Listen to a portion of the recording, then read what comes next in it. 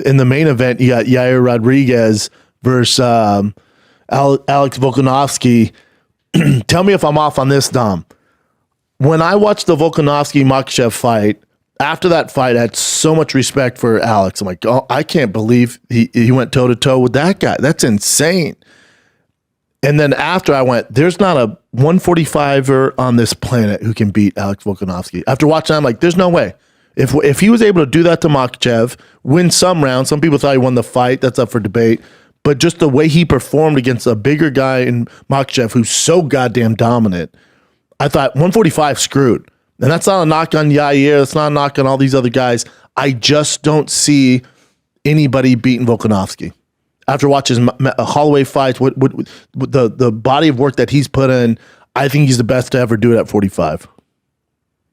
I will say, you can't really. How can you argue that at this point with what he's done? His record and the people that he's beaten shows that. But if I look at, habits make styles and styles make fights, and I always say that. And what are the habits of Rodriguez versus the habits of Volkanovski?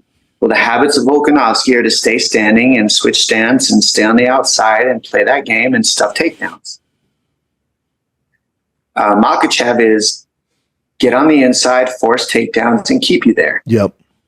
So what we know about those habits is, how do those habits line up? We know if Makhachev can't get him there and keep him there, he's not comfortable. And we know if Volkanovski can stop from being there and stay on the outside, he'll do well. He was able to do that more. The question is, how do those habits line up with the Rodriguez who doesn't care to take you down? Yeah, man. Who doesn't care to wrestle you and only wants what Volkanovski chooses, which is free-flowing outside movement, switching stance. And he's the shorter fighter. And if you watch Rodriguez versus Emmett is the perfect build and body type to prepare for the next fight against Volkanovski. Correct. Same height, same stature, same strength, same durability, same neck, same no neck, all that stuff, right? So now you look at Volkanovski and Emmett's skills and habits. Well, Emmett's not even quite as fundamentally sharp with his striking as Volkanovski. So Volkanovski has the edge in that against Emmett, I'd say, in the striking. So now that's why this fight's happening, because you got a guy that can he stand with the Rodriguez? Because he will. Can he stand with him, or will he do what everybody's done to Rodriguez, which is, will he become the Makhachev and put him on the fence and grind him into the floor? Because that's what everybody's done when they beat Rodriguez. They get tired of getting kicked and hit, and they finally pressure him. They put him on the fence, and they melt him down into the corner. And while he's going for arm bars, omoplatas, and triangles, they're keeping his head down in the cubby, and they're just stalling out the rounds while they're punching him. I mean, I could see Volkanovski. Look at what he did to Ortega in that position. I think he punched in the guard straight for like a minute and a half, 2 minutes after getting out of 2 submission attempts and had no air or blood to his head. Correct. So is he cool with being on top of you in the guard?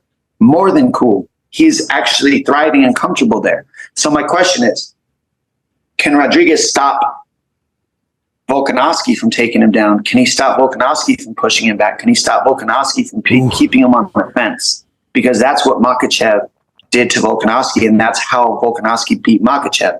Basically, I see it as Rodriguez needs to follow what Volkanovski did with Makhachev. Yep. And Rodriguez needs to fight that style and then let his hands go once he stuffs all the grappling attempts of Volkanovski.